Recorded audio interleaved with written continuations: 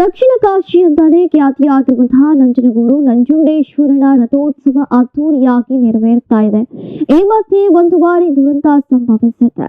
ನಂಜನಗೂಡು ಶ್ರೀ ನಂಜುಂಡೇಶ್ವರ ಸ್ವಾಮಿ ದೇವಾಲಯದ ಐತಿಹಾಸಿಕ ರಥೋತ್ಸವದ ವೇಳೆ ಜನಜಂಗುಳಿಯಿಂದ ಸಿಲುಕಿ ಒಬ್ಬ ವ್ಯಕ್ತಿ ದುರ್ಮರಣ ಹೊಂದಿರುವಂತಹ ಘಟನೆ ನಡೆದಿದೆ. ನಂಜುಂಡೇಶ್ವರ ಸ್ವಾಮಿ ದರ್ಶನಕ್ಕೆ ಬಂದಿದ್ದಂತಹ ನಂಜುಂಡ ಸ್ವಾಮಿ ಎನ್ನುವವರು ಬಂಧಿಯಾಗಿದ್ದಾರೆ. ಜನಜಂಗುಳಿಯಲ್ಲಿ ಉಸಿರಾಟದ ಸಮಸ್ಯೆಯಾಗಿ ಮೃತಪಟ್ಟಿದ್ದಾರೆ.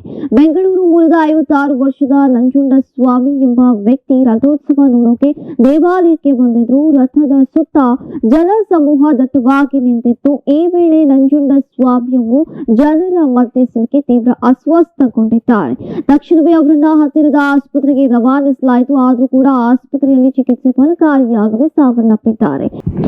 ಇನ್ನು ಪಂಚ ಮಹಾರಥೋತ್ಸವದ ವೇಳೆ ಮೈಸೂರು ಜಿಲ್ಲೆಯ ನಂಜನಗೂಡಿನ ಶ್ರೀರಾಂಪುರ ಬಡಾವಣೆಯ ನಿವಾಸಿಗಳಾದಂತಹ ತಂದೆ ಮತ್ತು ಮಗ ಗಂಭೀರವಾಗಿ ಗಾಯಗೊಂಡಿದ್ದಾರೆ. 52 ವರ್ಷದ ರಂಗಸ್ವಾಮಿ ಮತ್ತು ಅವರ ಮಗ ಅಪ್ಪು ಎಂಬುವರು ಭಕ್ತರ ಸಮೂಹದ ಮಧ್ಯೆ ಸಿಲುಕಿದ್ದಾರೆ. ಈ ಘಟನೆಯಲ್ಲಿ ರಂಗಸ್ವಾಮಿ ಅವರ ಸ್ಥಿತಿ ಅತ್ಯಂತ ಚಿಂತಾಜನಕವಾಗಿದ್ದು, ಮಗ ಅಪ್ಪು ಅವರ ಕಾಲು ಮುರಿದಿದೆ.